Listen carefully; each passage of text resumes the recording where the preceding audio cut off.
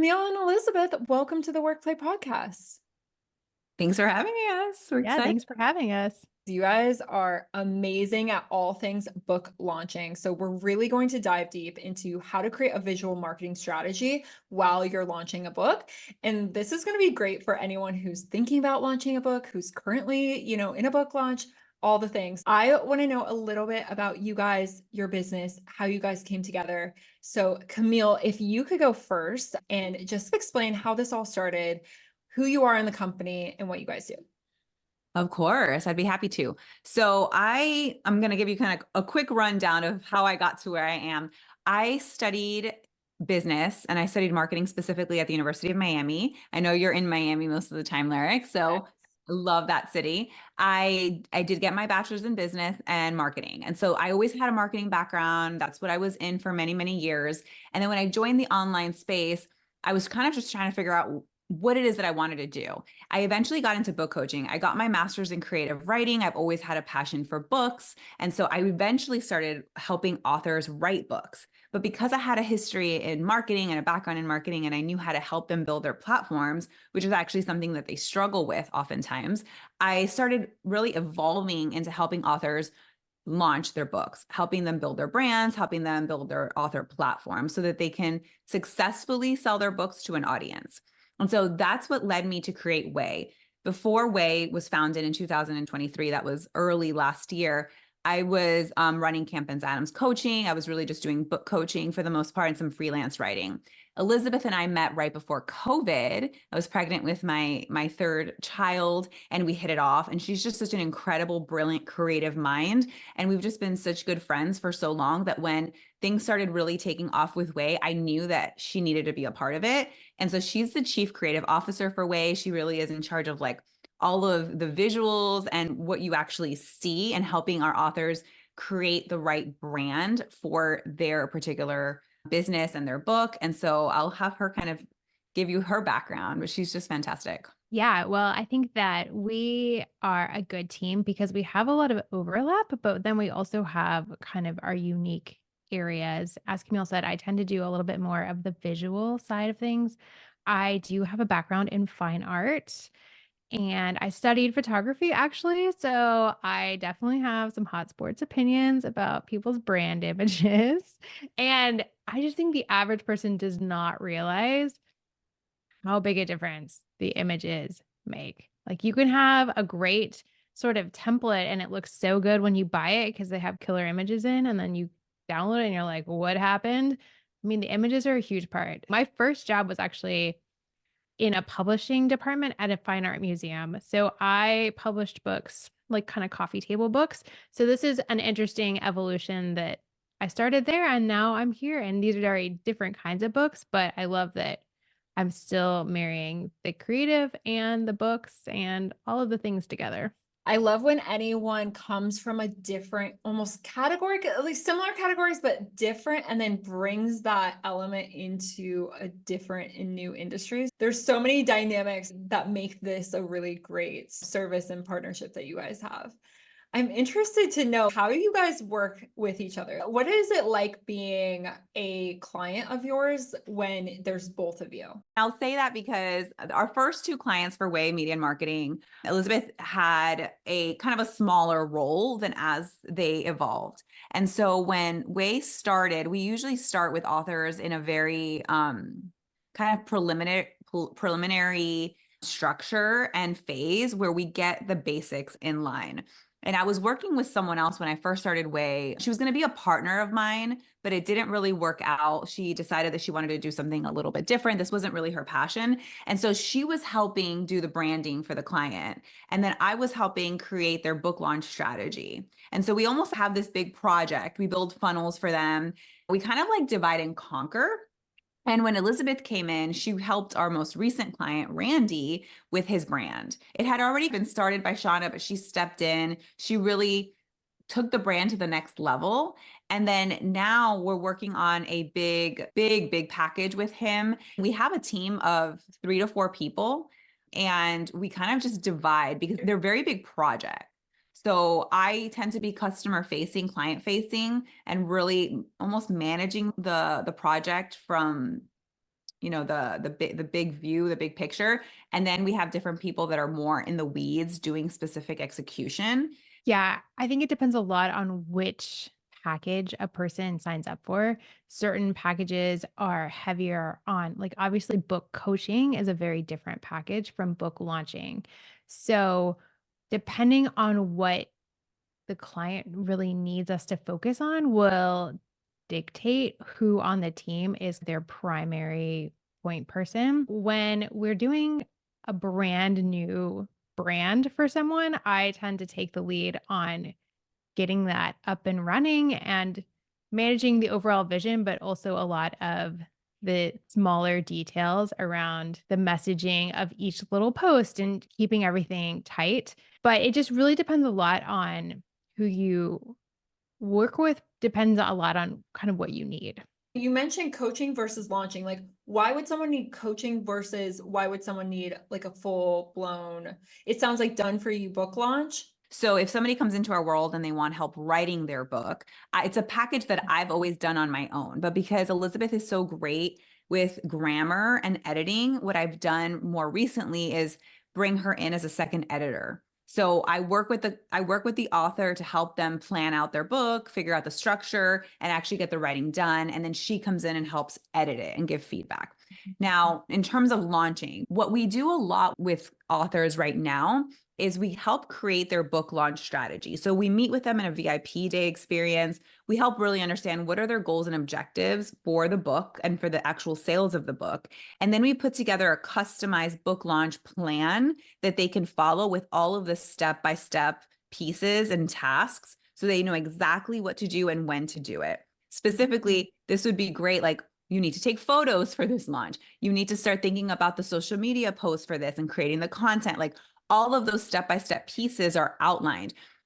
Building of the funnels is really important. You need photography for the funnels, for the opt-in pages, for the wait list. Like, we have this beautiful wait list funnel that we create for authors so that they can start basically teasing the book way in advance. Well, you need beautiful photography for that. Our one client, Marcia, who launched Grief and Grits, the book is actually coming out in February. Really, it was her photography that made the website so stunning. If she hadn't had those photos, it would never have been the same.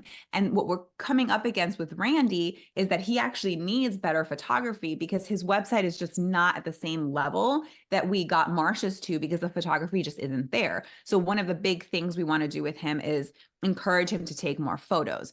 Now, that's all part of the strategy, right? We have to be able to give an author exactly the steps of everything that they need to think about to have a successful plan.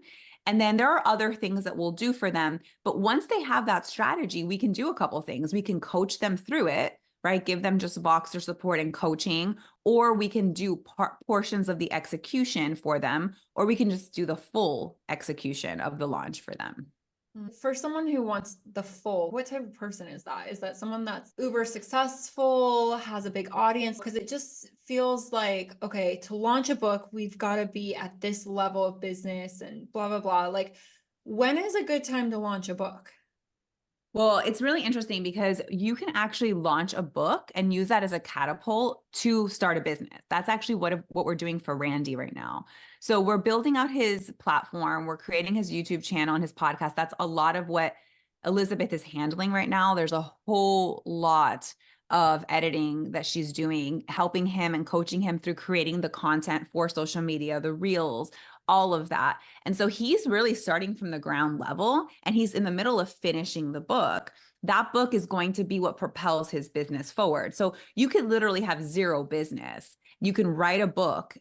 All of a sudden, book gives you the authority, right? Now you have some credibility and you can start a business that way. Or you can do it the other way around. You can start a business without a book, decide that you've reached a certain level of success, want to leverage that or scale and use a book to do it. So you can be on very opposite ends of the spectrum.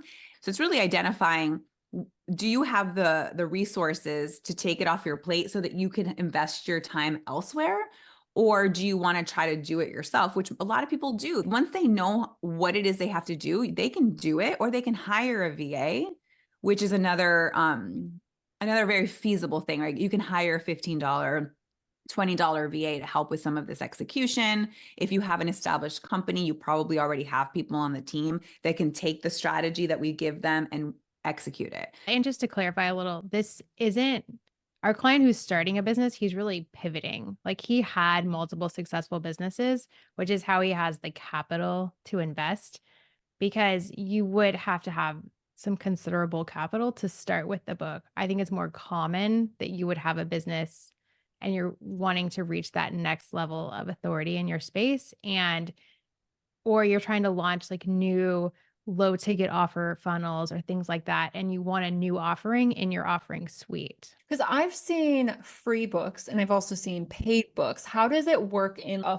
funnel where maybe there's a higher ticket thing lurking over here in your product suite? There's a million variations of funnels. What's like the best one? What's your favorite one? Let's say. I'm actually not huge on the free book one. I think free can feel like, because the average consumer is getting more dubious.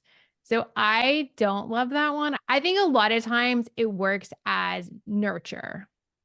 If someone reads your entire book, that's a lot of warming, just the way a podcast would be, or any other way where they really get to know your story, they get to know your vibe. If someone reads your book and then comes into your world, even if they buy low ticket first, it's like getting them on that ascension ladder. It's also a really good downsell of, if you're not ready to work with me at X level, why don't you buy my book, get to know me and my process a little more? Again, you're kind of keeping that nurture alive, and then maybe they'll be ready. They'll have the means to work with you in 2 months or 6 months or a year. So I think it's a powerful nurture and authority building tool. If someone finishes your book and loved it, they are so much more primed to work with you at any level. Either that's buying your $99 course, or that's buying your $500 thing, or that's buying your group coaching. Anyway, they just know more about you and they're more like primed for coming into your world. Just to add to that, people are a lot more likely to buy from you if they've already interacted with you. And so that's the power of a book. If somebody can sit through a book, they're going to be a lot more likely to want that next thing that you have to offer. And I'll give you a really great example of something that worked on us. Funny enough, it worked on us. We invested in Clients and Communities Prominence Program, which is all about building your Facebook group. We started by purchasing their book. I think they had an ebook. It wasn't even a physical book. It was just an ebook. And I want to say, Elizabeth, it was like $1.99. It was really inexpensive. I don't believe it was free, but I think it was just like, there was just like a small amount that had to be invested. And then it took you through this funnel that had a lot of other videos and trainings that enhanced what was already in the book. And then at the end, we ended up spending almost 10 grand on a program for them. So if you're going to do high ticket coaching, that is a beautiful way to do it and to do it successfully. Now, I know Elizabeth isn't a huge fan of the free book one, but really the offset there is that people are paying shipping and handling. I don't mind that funnel, because if you're paying $7.99 for shipping and handling, there's still an exchange financially there. And what happens is, it's just the fulfillment of this gets a little bit tricky. But what happens there is it's a slow liquidating offer, right? So if somebody gives you that $7.95, it's really just covering your expense for the book, just to, get them familiarized with your process. And this is all really, really great for a standard nonfiction business book. It's not necessarily a tactic or strategy that I would use for a memoir, which is what Marsha wrote in Grief and Grit. So there's different strategies based on the type of book as well. This is so fascinating to me. You mentioned ebook. What's the perk of doing ebook versus physical? Are there pros and cons? Yeah, we can help with either. Now, I would say like an actual ebook that's not published on Amazon or elsewhere, it's not really worth having a launch, because it's really more of a lead magnet. So a simple ebook would be more of a lead magnet. If you're going to want to work with us and invest, several thousands of dollars to work with us at minimum, you're going to want to have a published book at Amazon at the minimum, which is print on demand. When you upload a book to Amazon, you can sell it as a paperback, or you can sell it as a PDF, or not a PDF, but an actual ebook, right? So it's what we call ebook. And then you can also do an Audible. So you can record. It's actually not that challenging. It's not that hard to record the audio and upload it as an Audible book. And now you have three possible streams of income, because that's what, I don't know about you, but like I've purchased books for my Kindle on physical, and then I've also purchased the audio, and it's been proven that people who read and listen to a book at the same time are retaining that information like tenfold. I don't know the exact number, so don't quote me on it, but if you really want to learn something, listen and read at the same time, and you're going to retain it much more. So what's great about that strategy is now you have three different ways to monetize one book with one reader. They can potentially buy your book three different times. What does the margin look like? I would foresee we have to print a certain amount of books and then we have to sell those books. Are books just laying around everywhere? What does that process look like, especially for people who are used to online business, now having something that's a physical product that they're selling? The way around that is to do Kindle, like Amazon print on demand. So if you're going to self-publish, or you're going to work with a hybrid publisher or someone who's just going to upload to Amazon, you don't have to order any minimum quantity of books. You don't have to have them sitting around. The only reason you would want to buy author copies is you get them at a discount, and then you can do things like a funnel that has like a free book plus shipping that you fulfill. Or you could take those books to speaking engagements. You can take them and sell them yourself, and then you make that margin back. The other piece to this is working with a hybrid publisher who works with a traditional distributor. For example, Marsha, Grief and Grits is coming out through Forefront Books. They are a partner of ours, or someone that we often do refer clients to.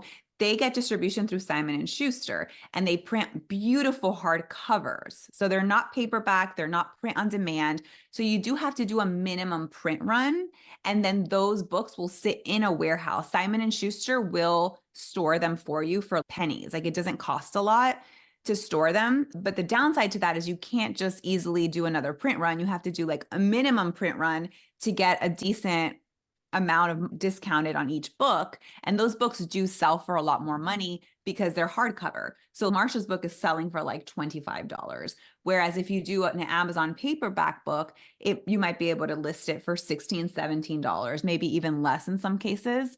So the margins are going to vary based on the path of publishing, which publishing is something that we consult on, and we connect you with publishers that we know. The main mantra to keep in mind with all of these decisions is, what are my goals?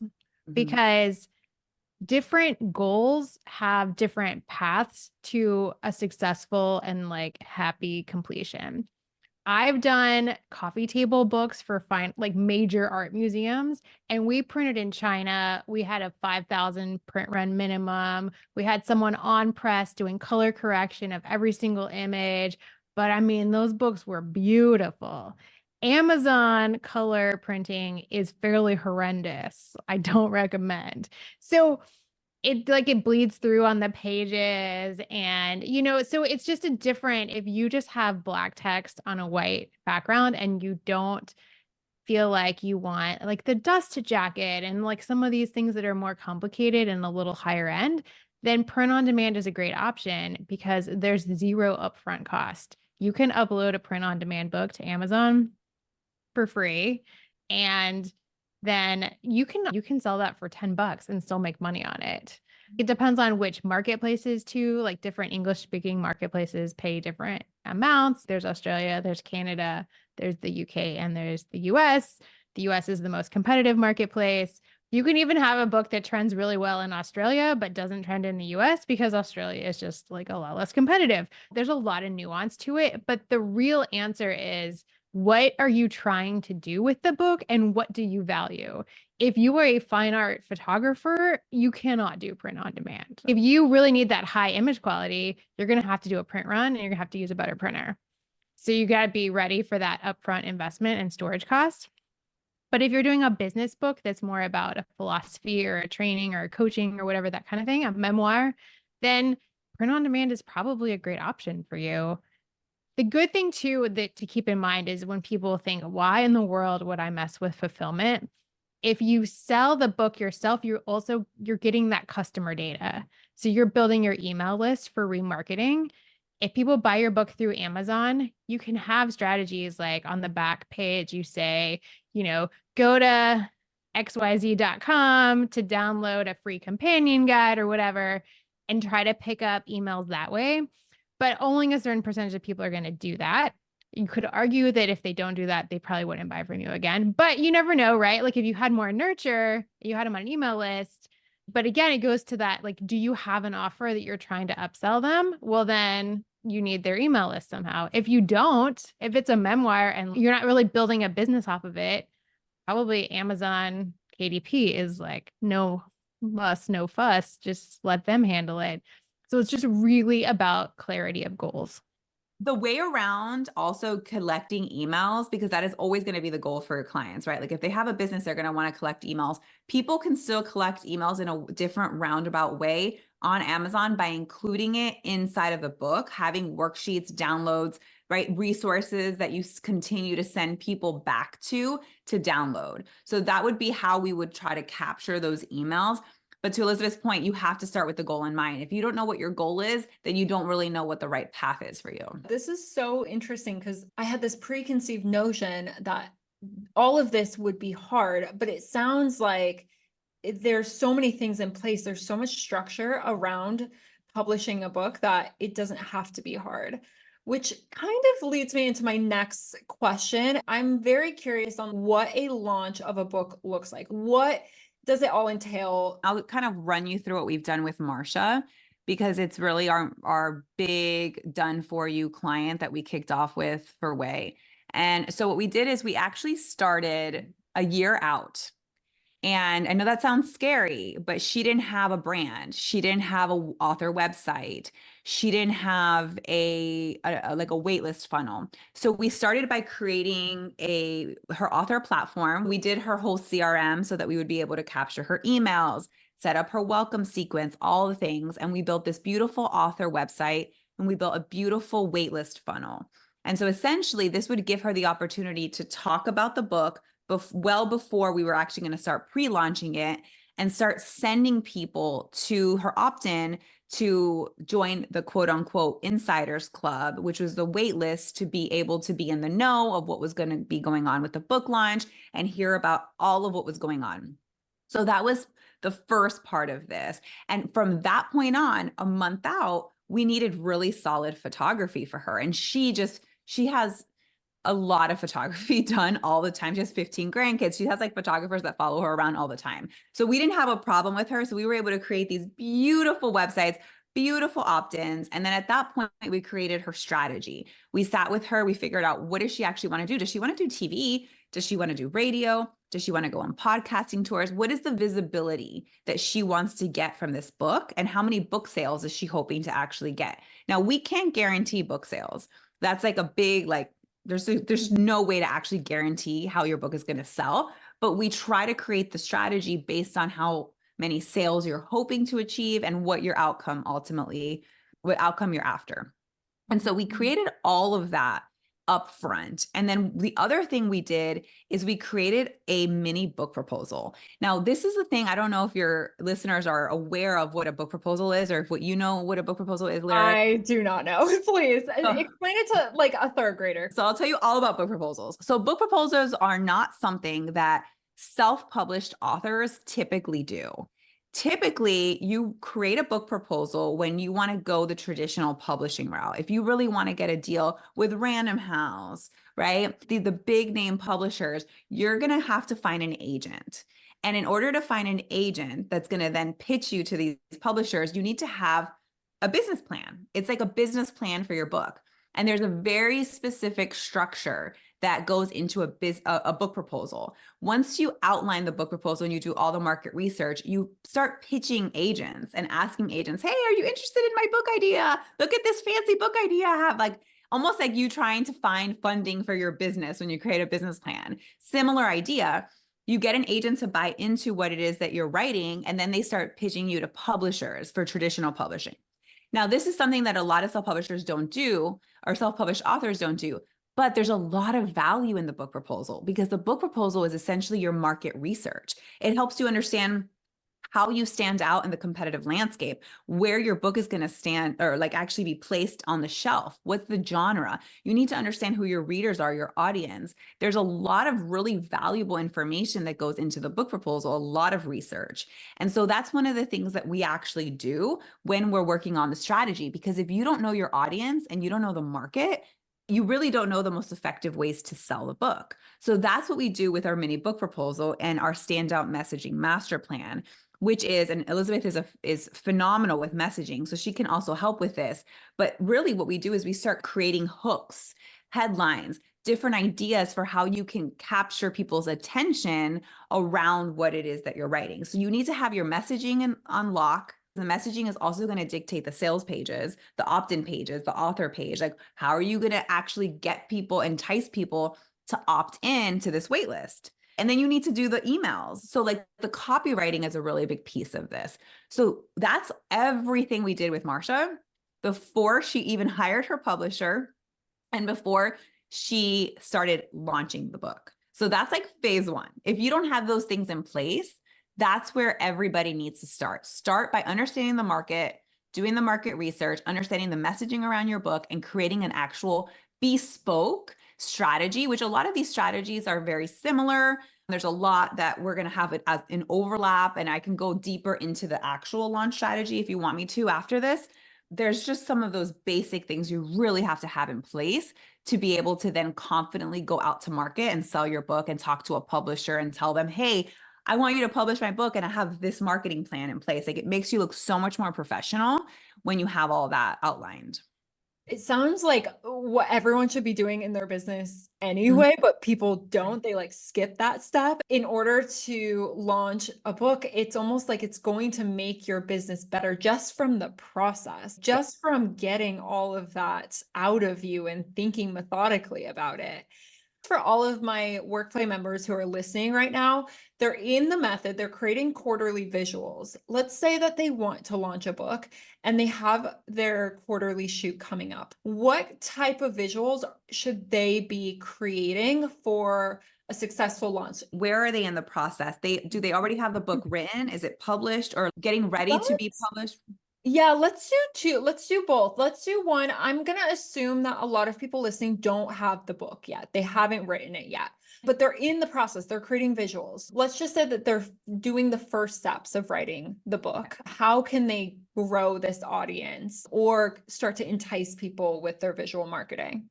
So I would do 2 photo shoots, and I'm going to have Elizabeth go into detail on these, but I would start with the first photo shoot, which is when you're writing the book, and then another photo shoot for once the book is close to published and you have a cover. So Elizabeth, you can go kind of into the details, but I think at minimum, they need at least those 2, right? The process of writing, having the lifestyle photos so that they can use it for the opt-in and for what's coming. And then once the cover for the book is created, then they have to do a whole shoot with the cover. Yeah, let's say for this example, you're launching in December. I think so we're going to talk about the whole year. I think in January of that year, so a whole year out, you're doing your first shoot for the year.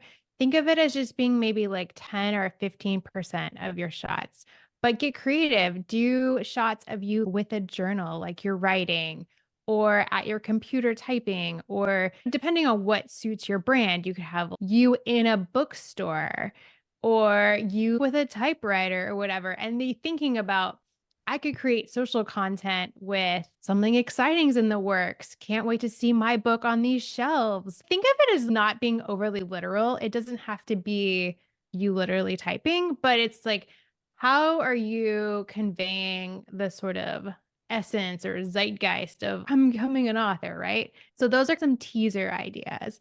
And then as you get closer to the actual launch and you have things like cover art, then obviously you want to do pictures with the book. But even before your book is finalized, sometimes you can print out. It depends again on how you're publishing. But sometimes before you actually have books from the printer, you can print out your cover art at Office Depot kind of a printer and trim it out and wrap it around a book that you already have. So you just take a regular book off your bookshelf, take that cover art off, if it's like a dust jacket, and then wrap the printed one around so that you can have like a mock book earlier for images. when they're not like actually ready from the printer. But as soon as you do have access to a book, obviously you're going to want to take images of you with the book. You're reading it on the table, still shots of the book by like a cute coffee mug that's in your brand colors. Also think about other people holding your book. If you have someone on your team, have a picture of all of you guys together and you're each holding a copy of the book. Get creative with how you can bring other people in. And then even thinking less literally for those mid-year shoots where maybe you're wanting to really gear up the launch, but you don't have the physical book yet. So we're thinking like summer shoots. What could you be doing? Think about the vibe of the book. So an example would be like if you were writing something based on, we'll say like working 4 days a week instead of hustling, right? Maybe you do a photo shoot that has a lot of leisure vibe because with your kids by a pool or something is the essence of what the book would deliver, even though that doesn't literally have the book. I hope that example is making sense. Have a shoot that conveys that essence because those are the images you need for your funnels or your author homepage. If your book is about essentially the 4-hour work week vibe, then you by a pool at a resort might be the perfect picture. And you don't have to wait for literally a photo of you with the book. So it's thinking creatively and thinking about what is the transformation I'm trying to give my reader? How can I show myself already having had that transformation in a fun and engaging way? It's 100% about showing the essence. That is visual marketing. It's showing the essence of the result at which the thing that you're marketing. And Right. so I love that. We did actually have someone come through the process. There's actually two people I'm thinking of. And she was in the middle. So she came in, she's about to launch the book, like the book had already been launched. And so she had the theme down and it was all about living in color. And Mm-hmm. so one of her shoots, she was like throwing paint on herself and splattering paint everywhere. So it's more about the essence of the color rather Yes. than even just literally painting. You know what I mean? Because it had Yes. nothing to do with paint. It was just about the color. And so it's like, Right. how can we bring this shocking, very stop the scroll visuals to help the book stand out or help the essence of the book stand out? You had mentioned how you guys help with visibility. I'm interested to know, is that very similar to PR for the book, or is that two separate things? Because I do know when you are going into a more visibility season in your business, you're going to need media kits, headshots, certain things that are more professional that the media wants to see when you're pitching stories. We actually do create media kits for authors. We do some PR and marketing. We do TV and radio. So we actually have someone that we've partnered with that's white glove who does all of the TV and radio. So our biggest package, the one that Marcia chose to do, gets you 8 radio shows and 5 TV shows, and then a minimum of 15 podcast episodes. So that's our huge package that then includes all the other pieces of the launch that you have to do, regardless of whether you want to do it. Like you really should have advanced readers. If you're launching without advanced readers and people to give you feedback and be like ready to leave you reviews, you're doing it wrong. Reviews are a big way to get more sales, especially on Amazon and some of these other places that are looking at the algorithm. So advanced readers is really huge. Having a launch team. So having people that essentially are going to read the book for you and then give you those reviews, but also help promote the book on social media and to their audience. Like these are all given. These are all things that everybody should be doing in addition to just talking about the book, sharing it, posting about it, right?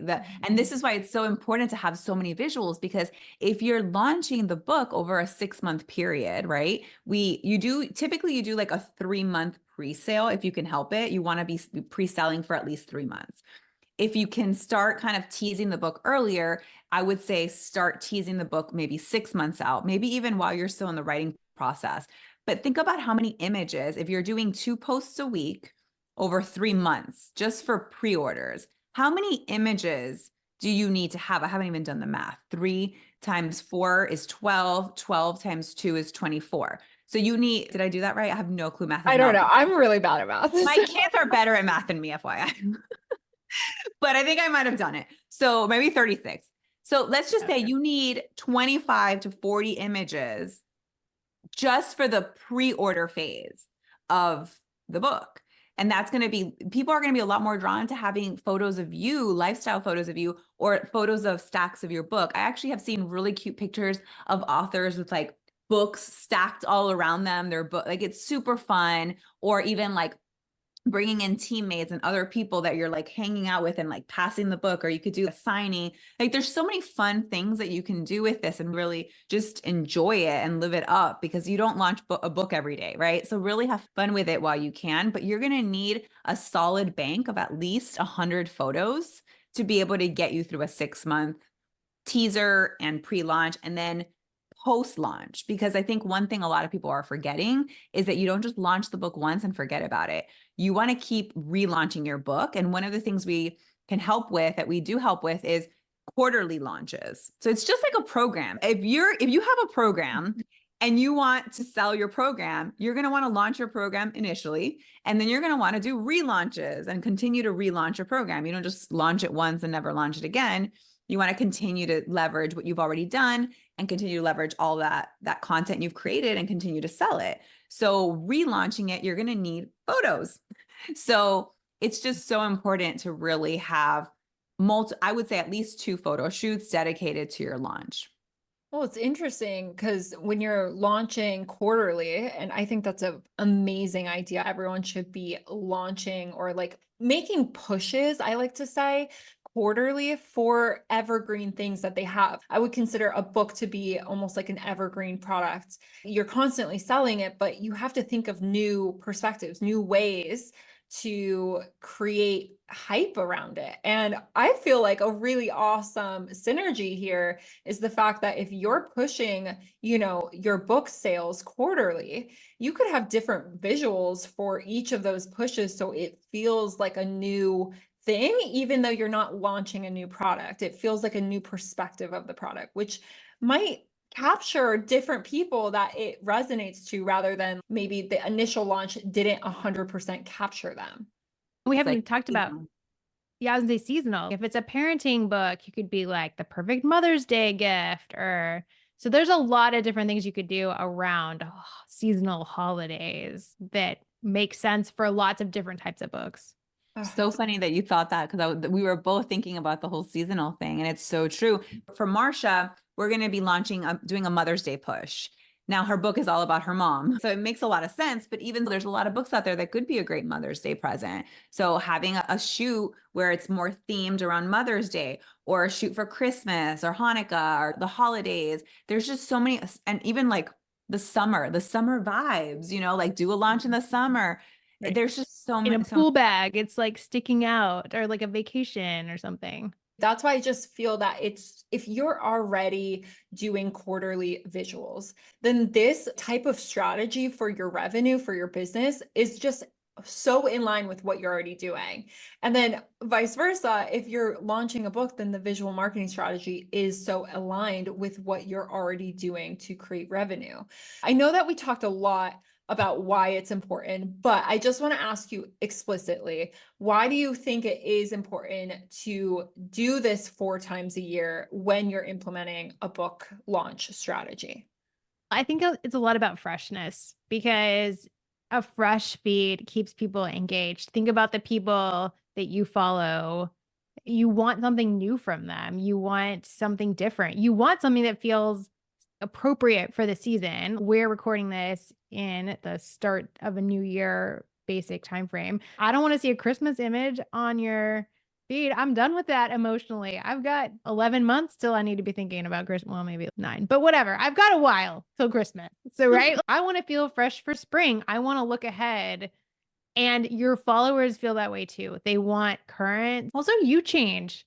If you have a book about parenting and in every photo your kid is a newborn, but they see your kid as a 5-year-old running around on your feed, that's going to feel like a disconnect. I feel like that with everything, but I do feel as if like physical product-based things like books, they absolutely need that seasonal marketing. What is one piece of advice that you would give workplay members going through the method who are launching a book?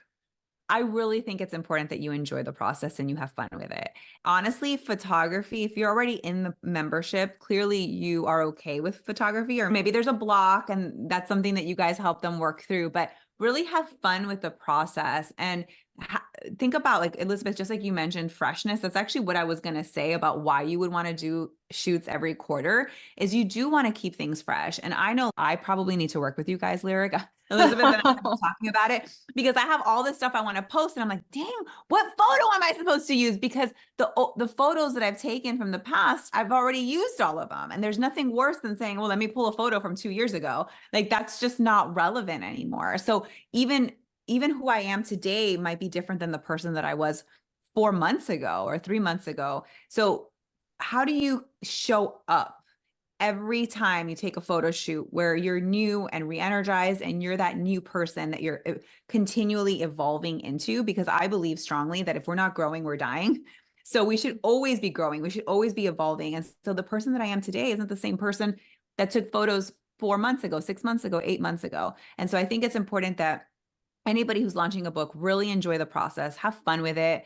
Remember that you're not launching a book every day. I know it's a challenging experience. I'm going through this with Marsha. She's like, this is so much. All the TV, the radio specifically. But I always remind her, like, you don't launch a book every day. Like, this is a once in a lifetime opportunity to do the really big boom launch. And then you slowly but surely continue to do those relaunches, which are a lot less stressful than that really big first launch that you're doing. And I think my recommendation would be to not be too literal. Picture an author in your head.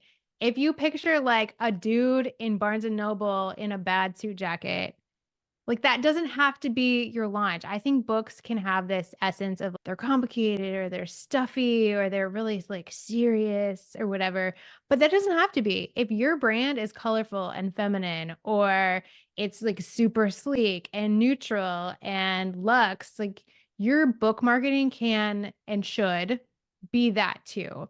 So don't get caught up into this, like it has to be a stuffy book on a brown bookcase that's like a very specific kind of stock photo vibe. Make the book a part of you because the people who connect with you are going to want your book to feel like you and not to feel like some stuffy author preconceived notion. Just don't feel like it has to be so literal. Really think creatively, think about the transformation, think about the mood or the feeling that you want the reader to have, and try to capture that in your photo. And when you do, I think you'll be a lot more successful. That's such a superpower for the people who can capture the essence of things without being literal. Once you build that muscle, I think you can really build it in both of these processes, in both of these strategies. You can build that muscle, but when you have it, that is a really big skill that I think is very underrated. Thank you guys so much for coming on the Workplay podcast. I mean, this was such a treat. I have learned so much about book launching, publishing. It's so good. Where can everyone find you guys? We actually have a Facebook group called Ink to Impact. So you can join us there, facebook.com/groups, Ink to Impact. And then we also have our website, waymedia.marketing. And then I have a free gift for everyone here. If they haven't started writing a book and they really want to consider becoming a writer or even calling themselves a writer, they can go to framework4a book.com/join and they'll get our free You're a Writer, Start Writing program, which just really helps you get clarity around writing and identify as a writer and figure out your writing schedule. Thank you guys so much. Of course. Thank you. Thank you.